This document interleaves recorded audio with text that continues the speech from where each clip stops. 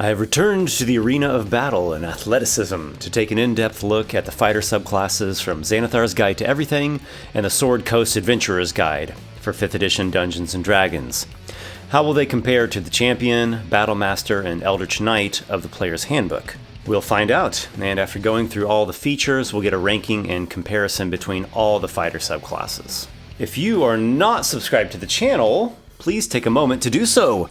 Draw your sword and slash through your hesitation. Knock your arrow and shoot through your stalling. Swing your flail, bash down your apathy. The button of loyalty is a shining beacon to your ready grasp. So without further delay, grab your halberd and splint mail and let's enter the dungeon, leading at the front of the party. The Arcane Archer. In a similar way to how the Eldritch Knight blends martial combat and wizard spells, the Arcane Archer infuses magic into arrows and bow attacks. This is an elven tradition, and quite fittingly so, as elves are well known for their skills in both archery and spellcraft. Originally, the Arcane Archer was a prestige class in 3E, which most often began as a multi-class character that was fighter wizard, or perhaps ranger wizard. It cast spells into arrows, then upon hitting with said arrows, dealt the piercing damage, and the spell went off on the target. I remember being pretty fond of this. And there was also the Seeker class of 4E, which technically was of primal power like a druid, and it used bow-empowered magic to produce additional damage and control effects at a range. The 5E Arcane Archer keeps some of the features from the original 3E version, and takes a bit of inspiration from the 4E Seeker. Survivor, 3rd level. This is a minor side feature at level 3 which provides either a wizardly or druidic theme. You gain proficiency with either the Arcana or the Nature skill, and you learn either the Prestidigitation or the Druidcraft cantrip. This is actually quite nice for a secondary feature. Make sure that you utilize your knowledge skills, as they provide various benefits from interesting lore to knowledge that can help you achieve victory or avoid defeat, and in some cases, they apply to things like identifying items or disarming magical traps or harvesting rare magical components. And those two cantrips are a couple of the most flexible and creative ones in the game. Arcane Shot, 3rd level. The primary feature of the Arcane Archer provides you 2 Arcane Shot options. Once per turn, when you fire an arrow from a short bow or a long bow, you can apply one of your Arcane Shot options to the arrow. Oddly enough, you don't actually declare this until the arrow hits, but I guess we can flavor that as you charge up the arrow before actually shooting it, and then only if it hits a creature does the magic release and draw from your reserve of magical energy, something like that. You can use this ability twice, and it recharges on a short rest. These special shots are considered magical attacks, and their effect DC is based on your intelligence modifier. You learn 2 additional arcane shots at levels 7, 10, 15, and 18, though you never get more than 2 shot uses per short rest. It's a bit of a bummer. There are 8 options in total, 1 for each school of magic. Let's delve into the different arcane shots. Banishing Arrow. The target hit by your arrow must succeed on a charisma save or be banished to the Feywild until the end of its next turn. So, not much of a true banishment, kind of like a 1-round plane shift. At 18th level, the arrow does an extra 2d8 force damage. 18th level? Couldn't you get like 1d8 extra force damage halfway between at 9th level? Or even 10th level? Seems odd that this effect stays exactly the same for so long, and then only towards the very end of your campaign it suddenly powers up a bit. Anyhow, this temporary removal of an enemy from a fight is pretty good situationally, especially since the creature can't take any actions the round that it's gone, but against like a big horde of foes it won't make much of a difference. Beguiling Arrow. The target takes an additional 2d6 psychic damage and must succeed on a wisdom save or be charmed by one of your allies within 30 feet of it. The extra damage bumps up to 4d6 at 18th level. Again, couldn't it have gone to 3d6 at 9th level? Anyhow, I suppose this situationally could be somewhat good. It doesn't exactly grab me. Wait a tick. The charm only lasts until the start of your next turn. I don't know. Seems more like a psychic stab arrow than any true beguilement. The extra damage, I suppose, is decent at 3rd level, but it will get less and less impactful as the levels go by, and remember, you only get 2 arcane shot applications per rest. Bursting Arrow. When your arrow hits the target, it and all other creatures within 10 feet take 2d6 force damage. There's no save at all for any of the creatures, so that's pretty nice. Oh, and the damage becomes 4d6 at 18th level. Just as we saw with Beguiling Arrow, extra 2d6 at 3rd level is worth it, especially against multiple enemies here with this bursting effect. But by, say, 7th level or 11th level, it's not going to hit as hard anymore. Well, hey, at least it's better than the Battlemaster's sweeping attack. Enfeebling Arrow. The target takes an extra 2d6 necrotic damage and must succeed on a Constitution saving throw, or its weapon attacks deal half damage till the start of your next turn. 4d6 necrotic once you get to 18th level. This is also pretty good. It's also an improvement to the Ray of Enfeeblement spell effect. In fact, the same improvement that I suggested in my worst D&D spells and how to fix them video. Grasping Arrow. When the arrow hits, vines with poisonous thorns enwrap the target. It takes an extra 2d6 poison damage, and its speed is reduced by 10 feet. The first time it moves each turn, it takes 2d6 piercing, actually slashing damage. It or any other creature can attempt an athletics check to remove the brambles as an action. The poison and the slashing damage increase to 4d6, you guessed it, at 18th level. Like pretty much all of these arcane shots, it's situationally good. Against a single foe, or maybe just a couple of monsters, it will make a bigger difference, forcing a choice between the target taking ongoing damage or using up its action.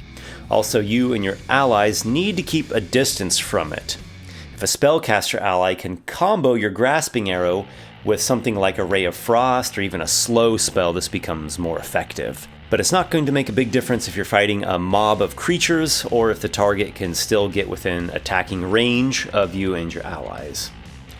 Piercing Arrow. You fire an ethereal arrow that turns into a 30-foot line that ignores objects and cover. All cover. Each creature in the line takes damage equal to the shot plus an extra 1d6 piercing damage, or half as much damage on a successful dexterity saving throw. The extra piercing increases to just 2d6 at 18th level. So it's only pure damage with no condition debuff type effects, and you only have 30 feet to work with. And you do have to be able to line up all the enemies. However, how often do you have an attack that can go through walls, doors, and boulders? Seeking Arrow. When you shoot this arrow, you designate a creature that you've seen within the last minute. The arrow hones in, it can even turn corners, slip through tiny little openings, and it ignores everything but full cover. The target must make a dex save, and it takes the arrow's damage plus 1d6 force on a failure, or half as much damage on a success. Also, on a failure, you learn the target's exact current location. At 18th level, the force damage increases to 2d6. Again, we have an interesting and effective option here, though nothing immensely potent. It's fitting, though, for an option that you can use every short rest. Also, again, it's a little situational. It's going to be better in an encounter that has defensible terrain or against an enemy that has a low dexterity. Shadow Arrow. When you hit with an arrow, shadow magic surrounds the target, dealing an extra 2d6 psychic damage, and if the target fails a wisdom saving throw, it cannot see anything beyond 5 feet until the start of your next turn. The extra damage bumps up to 4d6 at 18th level. So this practically blind or almost blind condition does not last very long. Hopefully after you land this shot, you still have another attack that you can direct at the target, now with advantage. Perhaps a good moment to use Action Surge. As long as you and your allies can stay at enough distance from the monster, because it can still just walk up to someone and attack them without any drawbacks within the 5-foot sphere there. And, if it was just looking at you and the others, it knows which way to go. It can still hear and smell, etc. Again, pretty much like all the other arcane shots, it's somewhat situational. At times, it's going to work to great effect, and at other times, not so much.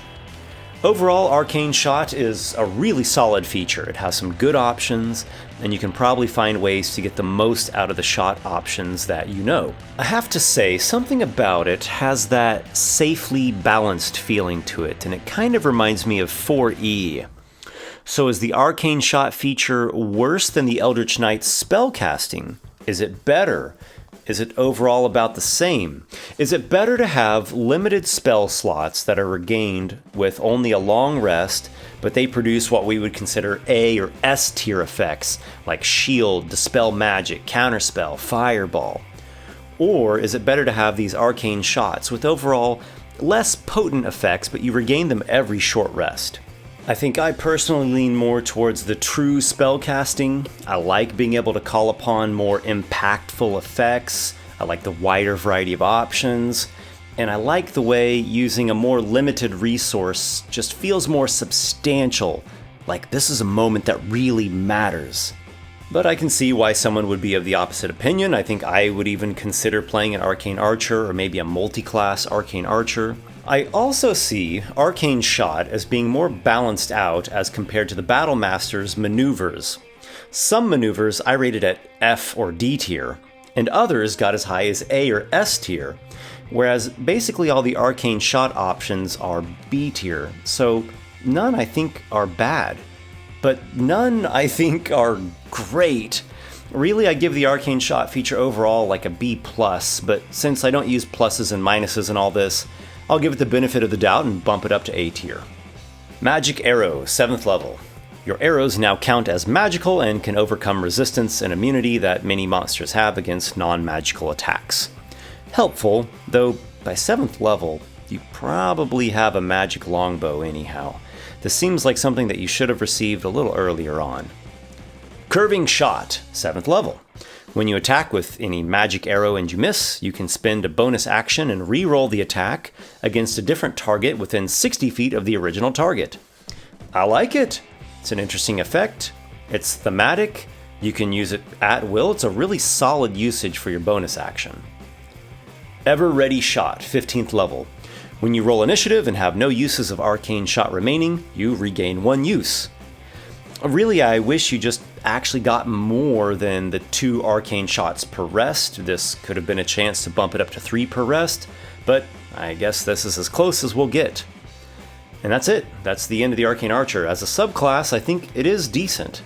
Though, as a friend of mine who played one said, you do end up just basically using those same 2 or 3 arcane shots over and over and over again forever. The subclass is actually quite reminiscent of the Battle Master in that regard, with its maneuvers that deal a bit of extra damage along with effects that can situationally be pretty good. Something about it feels like it could be fleshed out a bit more, and the safely balanced and repetitive mechanics might not be the most interesting for some people. But combined with the right feats and the right magic items, I think it could be really worthwhile. The Cavalier, the Horseman, the Rider, le Cavalier, o Cavaleiro. This is a classic type of character, perhaps a knight or a cavalry soldier, or perhaps a self-styled mounted warrior. They're often associated with high society and those who can afford things like military training, quality arms and armor, and of course, a trusty steed. The D&D Cavalier in particular leans in the direction of the noble knight. I shall die a knight.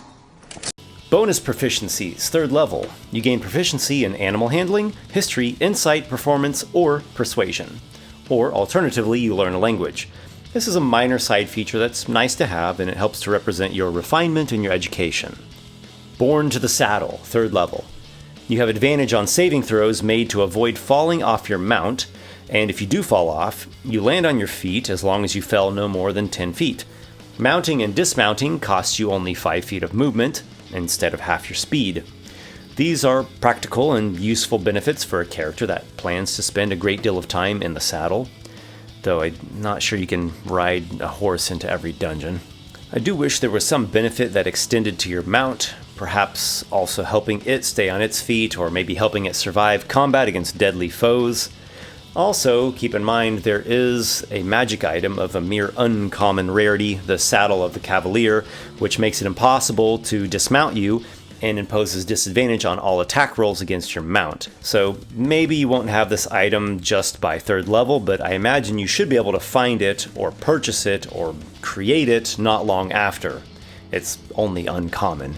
And when this happens, it does supersede like half of the Born in the Saddle class feature.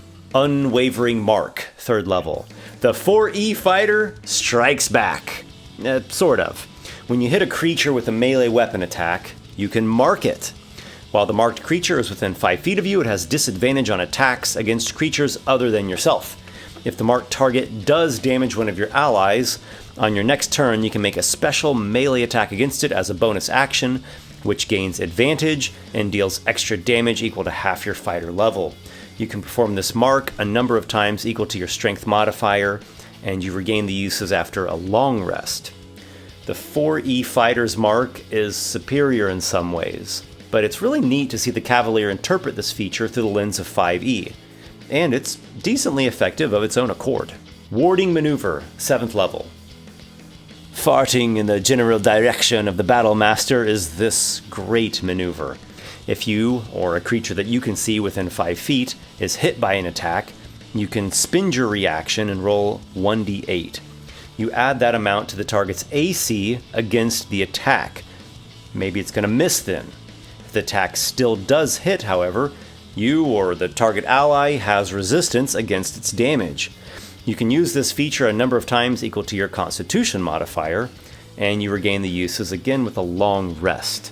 This is almost like having the spells Shield and Absorb elements together in one, which you can use 3, maybe 4 times per day. It's just outstanding. Hold the Line, 10th level. 4th edition strikes back again. You can opportunity attack a creature that merely moves 5 feet within your reach, and whenever you hit with an op attack, the target's speed is reduced to 0 until the end of turn. It's a slight bummer that you have to wait until 10th level to get something that was standard at 1st level for all fighters just last edition, but it's so good that it's hard to complain, especially with reach weapons. Ferocious Charger, 15th level. If you move at least 10 feet in a straight line, then hit a creature with a melee attack, it must succeed with a strength saving throw or be knocked prone. Well, that's good and all, but at 15th level you'd expect something more. You don't trample the enemy for additional bludgeoning damage, or get a free intimidation check to give it frightened for a round, or you don't go into a rampage onto a second target. You just potentially knock it prone with a hit, the same as a basic 1/4 challenge rating wolf. The only thing that saves this feature from being low tier is if you factor in that if you do knock the target down, you'll probably still have another attack or couple attacks against it, which will then be made at advantage. Vigilant Defender, 18th level. You gain a bonus reaction once per creature's turn. You just can't do this on your own turn, and you can't use 2 reactions in one single turn. This plays in really well with Hold the Line, and of course regular opportunity attacks as well. It's a nice effect, but we all know that you could get the same effect at 1st level in 3rd edition with the Combat Reflexes feat. Why 5e waits all the way to 18th level is just beyond me. Overall though, really nice. I think the 5e Cavalier was done quite well. It feels very much like a 4e fighter in a good way. My only real gripe is that some of the features that it gets come at levels 10 and 18, and they used to be things that you could have at 1st level, which is just kind of odd, but they're still great features to have, so it's not truly a gripe, it just strikes me as odd. So I give a hearty cheer to the Cavalier. That rhymed. Now go try to find a mount that will survive Dragon Breath and Death Knight Hellfire. The Samurai.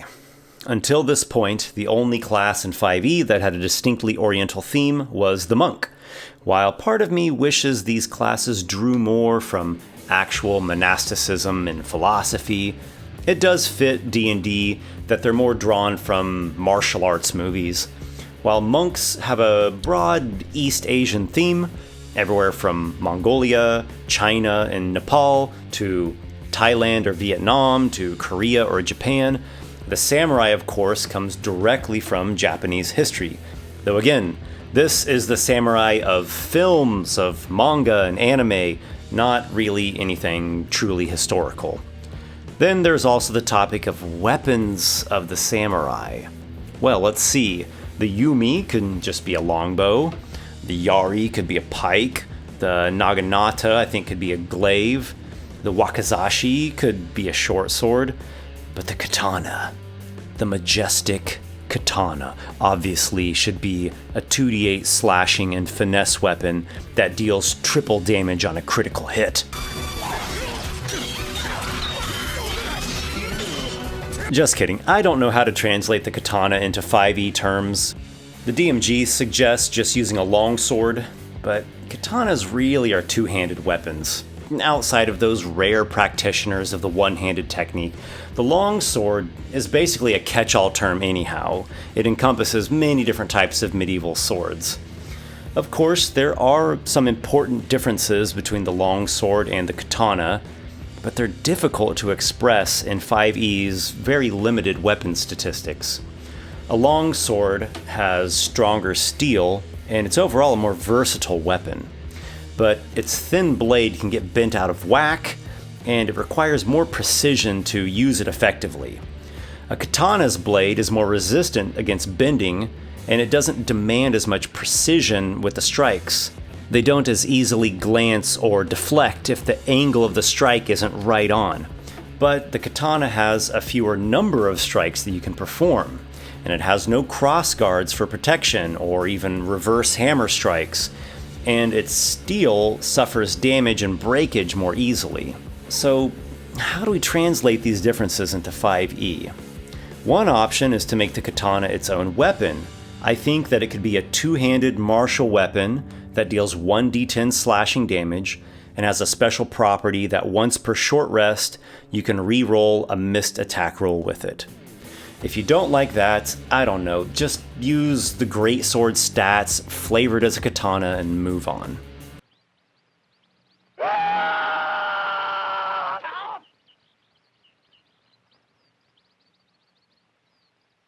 Bonus proficiency, 3rd level.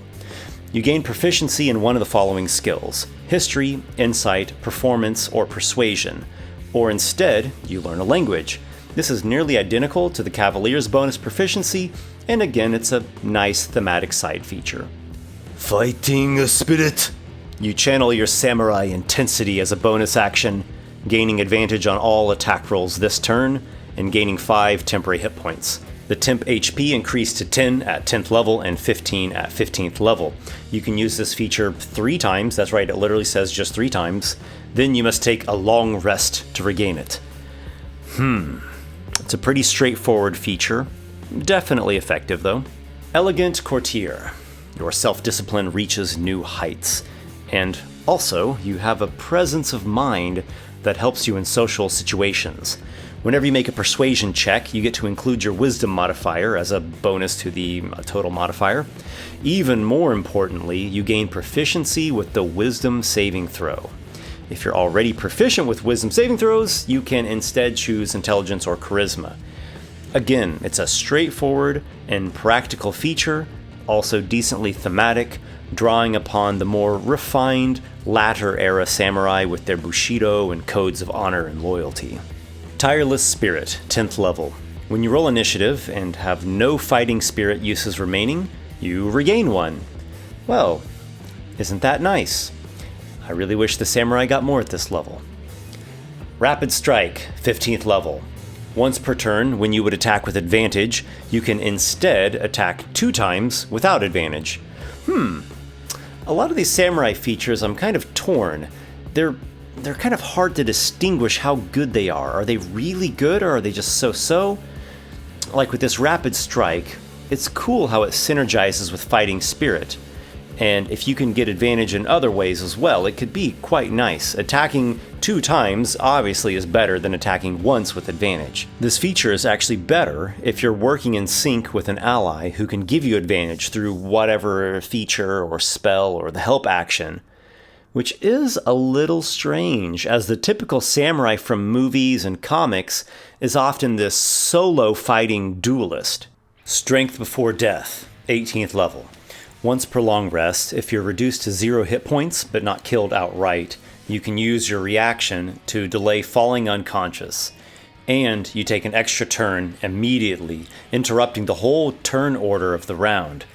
You can still die from failed death saving throws if you somehow take damage during your extra turn. Then at the end of this extra turn, if you're still at 0 hit points, you then fall unconscious. The concept here is really great, an amazing idea. Cutting right into the initiative with an extra instant turn is just incredible.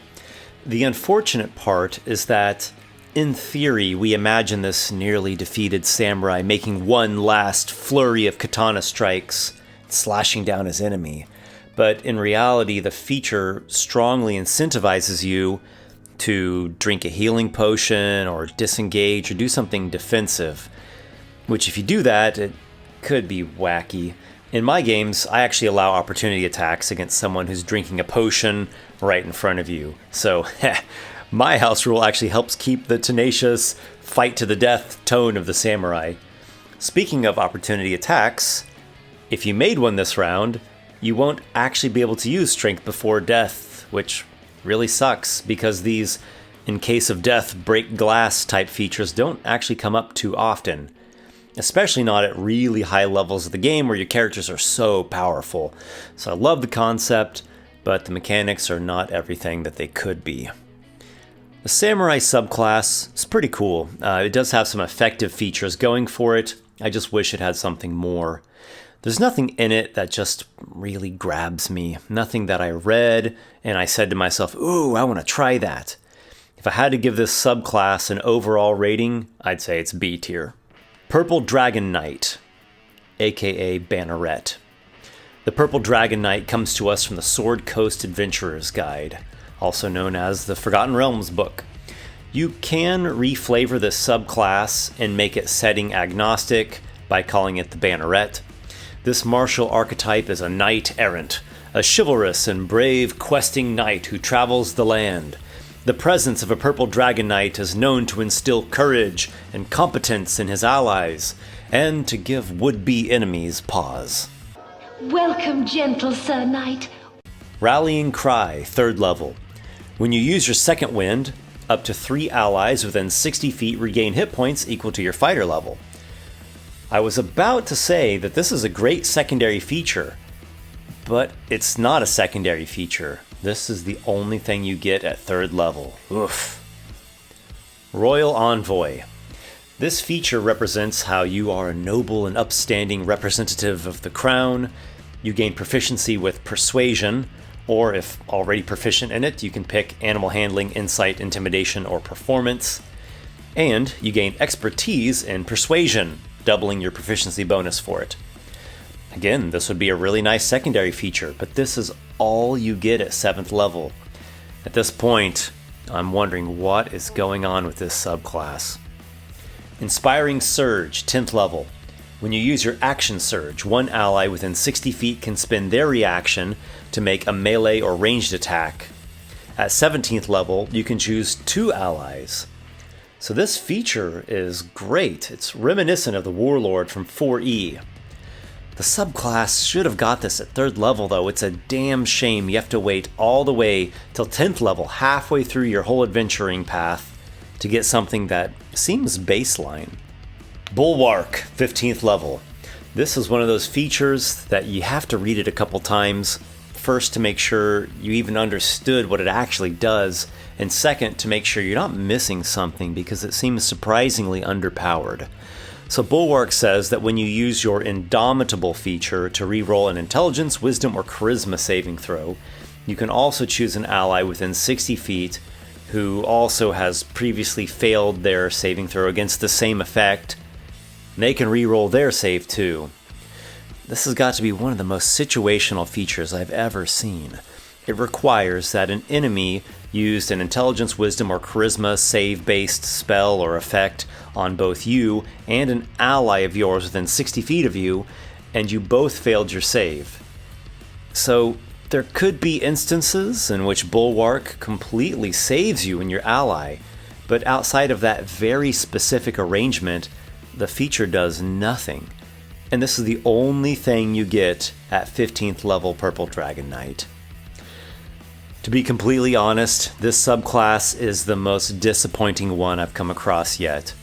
Worse than the Pact of the Undying Warlock, worse even than the Inquisitive Rogue. It's unfortunate because the class has this setting-specific lore that gives it some flavor and some history, but the mechanics are so underpowered, it does no justice to the archetype's description. And I'm shocked that somebody could read the Battlemaster, read the Eldritch Knight, and then create these Purple Dragon Knight features and think that they're acceptable. I've said it before and I'll say it again. The Sword Coast Adventurer's Guide is an extremely swingy, hit-or-miss kind of book. It runs the gamut from amazing options to ones that are so bad it boggles your mind. And now, let's gather up all the fighter subclasses and get a final ranking. Excuse me, Esper, what about the Echo Knight from the Wildmount book? Hold on to your small clothes. That book merits its own video.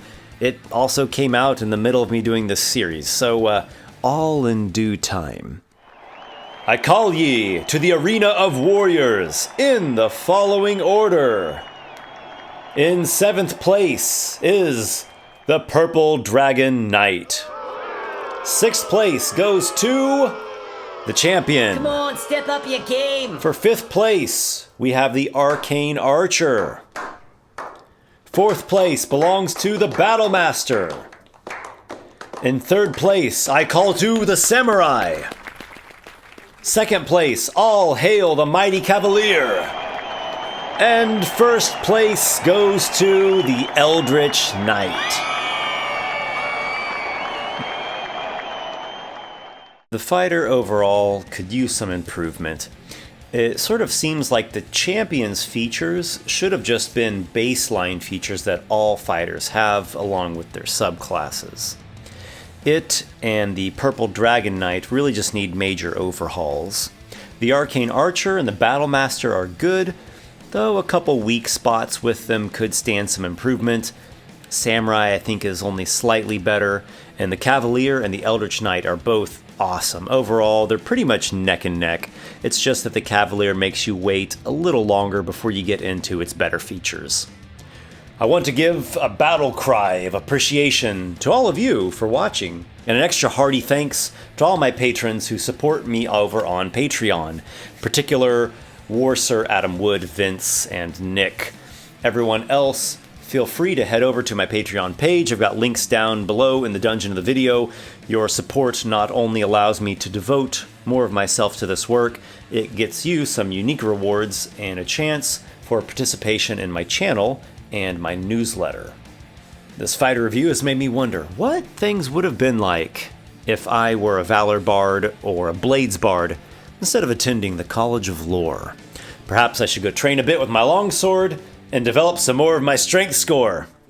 That's what I have for now. Until next time, my brave companions, may your adventures be many.